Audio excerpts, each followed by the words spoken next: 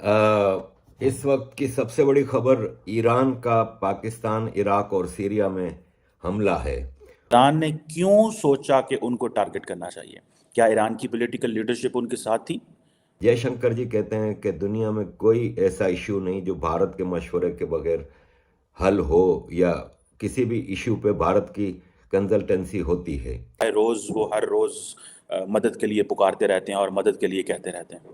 Iran ने ये जो एग्जाम्पल सेट की है, देखें, ईरान और पाकिस्तान के दरमियान तमाम चैनल्स ऑफ कोऑपरेशन मौजूद हैं। अभी तक ईरान का पाकिस्तान के ऊपर अटैक के मामले में अमेरिका का कोई बयान नहीं आया।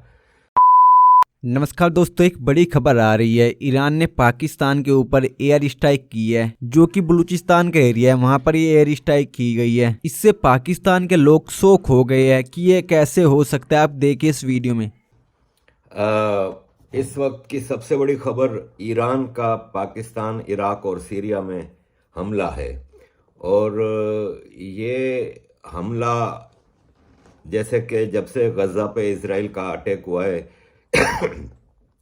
ये नज़र आ रहा था कि ईरान कहीं ना कहीं इस जंग में कूदेगा, लेकिन ईरान एक डिफरेंट एंगल से आया है। ज़ाहिर हमास को, हिजबुल्ला को, हूतियों को, आईएसआईएस को, ये सब ईरान की इस वक्त सपोर्ट हासिल है। और एक जो हमास के ऊपर अटैक हुआ, हिजबुल्ला पे हुआ, और अब हूतियों पे हो रहा है, तो ये इनडायरेक्ट ईरान का इसमें अटैक ईरान के ऊपर था। और अब ईरान ने इराक और सीरिया के बाद अब पाकिस्तान में भी हमला किया है। ईरान ने पहले, देखें, इसकी कड़ियां जोड़नी होगी। सबसे बड़ा सवाल यह है कि इसमें अमेरिका, इंडिया की क्या इन्वॉल्वमेंट है, और इसमें अफगानिस्तान कहाँ खड़ा है। क्योंकि आफ्टर ऑल इस रीजन में अगर आप देखें तो अफगानिस्तान ईरान और पाकिस्तान के बीच में एक स्टेट है, और तालिबान से पाकिस्तान के मसले तो चल रहे हैं। और हमें इंडिया इसलिए भी कि 13 जनवरी को फॉरेन मिनिस्टर इंडिया के जयशंकर जी कहते हैं कि दुनिया में कोई ऐसा इशू नहीं जो भारत के मशवरे के बगैर हल हो, या किसी भी इशू पे भारत की कंसल्टेंसी होती है। और 15 जनवरी को जयशंकर जी मिलते हैं ईरानियन प्रेसिडेंट से, और ईरान के प्रेसिडेंट डॉक्टर इब्राहिम रईसी से जयशंकर जी की मुलाकात होती है 15 जनवरी को। और उन्होंने सिंपल सा ज़ाहिर प्रेस रिलीज में यही कहा है कि नरेंद्र मोदी जी का मैंने गुड गेस्चर का मैसेज दिया है, और हमने प्रोडक्टिव डिस्कशंस की, सब कुछ। 15 जनवरी को यह होता है। 16 जनवरी को पाकिस्तान के पपिट प्राइम मिनिस्टर कक्कड़ साहब मिलते हैं ईरान के फॉरेन मिनिस्टर से डेवोस, स्विट्जरलैंड में, जहाँ पे वो वर्ल्ड इकोनॉमिक फोरम के इजलास में गए हैं। 16 को ये मिलते हैं, और 16 को ही ईरान पाकिस्तान पे अटैक करता है।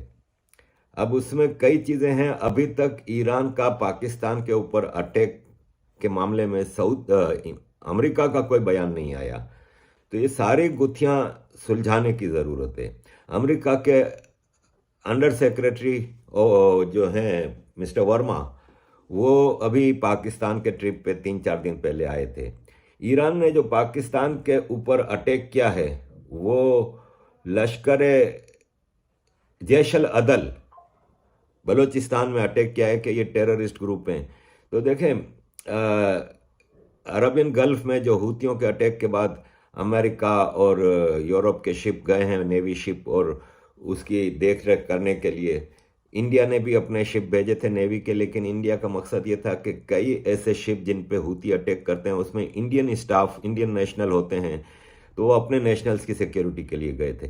पाकिस्तान ने नेवी वहाँ पे क्यों भेजी, ये मैंने आपको पिछली वीडियो में भी सवाल किया था कि पाकिस्तान ने अपनी नेवी के शिप भेजे हैं अरबियन गल्फ में कि हम अपने ट्रेड रूट्स की हिफाजत के लिए। पाकिस्तान की कौन सी ट्रेड है? पाकिस्तान कंगला इस वक्त भिखारी, चला उनके पास तो कुछ भी नहीं आ रहा, ना जा रहा है। उन्होंने क्यों भेजी? तो ये सारी चीज़ों में देखना यह है कि जब हूतियों पे अमेरिका और इंग्लैंड ने अटैक किया तो उनको कहीं से सपोर्ट नहीं मिली थी। सबने मना कर दिया था, France, Italy, Germany, Australia, Canada, इन सब ने मना कर दिया था। ईरान ने क्यों सोचा कि उनको टारगेट करना चाहिए? क्या ईरान की पॉलिटिकल लीडरशिप उनके साथ थी, या ये ईरान की आयतुल्लाह खामनाई और IRGC का काम है? 2 दिन पहले ईरान के जो स्पेशल रिप्रेजेंटेटिव हैं फॉर अफगानिस्तान, वो इस्लामाबाद में मौजूद थे। मुमकिन नहीं है कि ईरान की जो पॉलिटिकल लीडरशिप है उसको इन चीज़ों का पता हो। अभी ईरान के जो फॉरेन मिनिस्टर हैं वो पाकिस्तान के प्राइम मिनिस्टर से डेवोस में कल मिले हैं।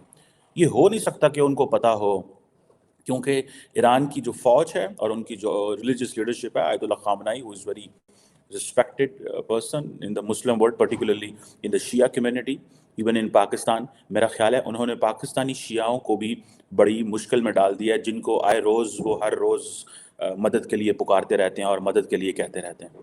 ईरान ने ये जो एग्जाम्पल सेट की है, देखें, ईरान और पाकिस्तान के दरमियान तमाम चैनल्स ऑफ कोऑपरेशन मौजूद हैं।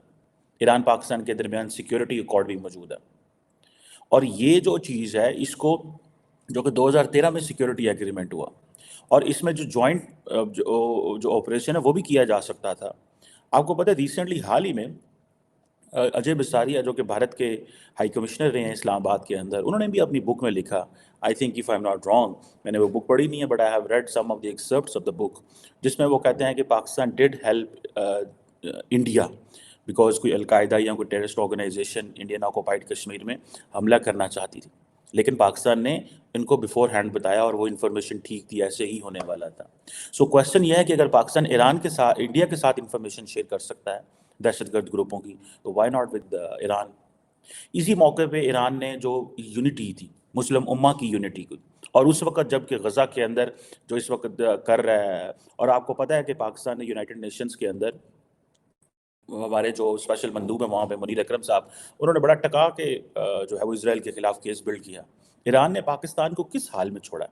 ईरान ने पाकिस्तान की क्या रिस्पेक्ट की है? और ये पहले अमेरिका ने भी ऐसे किया था, अगर आपको याद हो, 26 नवंबर, if I am not wrong, 2011, जब उन्होंने सलाला चेक पोस्ट पर पाकिस्तानी फौजियों पर हमला किया, तो उस वक्त पाकिस्तान ने उनकी 6 महीने के लिए उनकी तमाम किस्म की जो लॉजिस्टिक सपोर्ट थी वो बंद कर दी थी। ठीक है जी। और अभी आप देखें, इंडिया ने 2019 में इलेक्शन जीतने के लिए प्राइम मिनिस्टर मोदी ने ये किया, और फिर उसको पाकिस्तान ने रिस्पॉन्ड कर दिया। अब एक तरफ ईरान इस्लामिक यूनिटी की बात करेगा, ब्रदरहुड की बात करेगा, और दूसरी तरफ ये चीज़ें करेगा।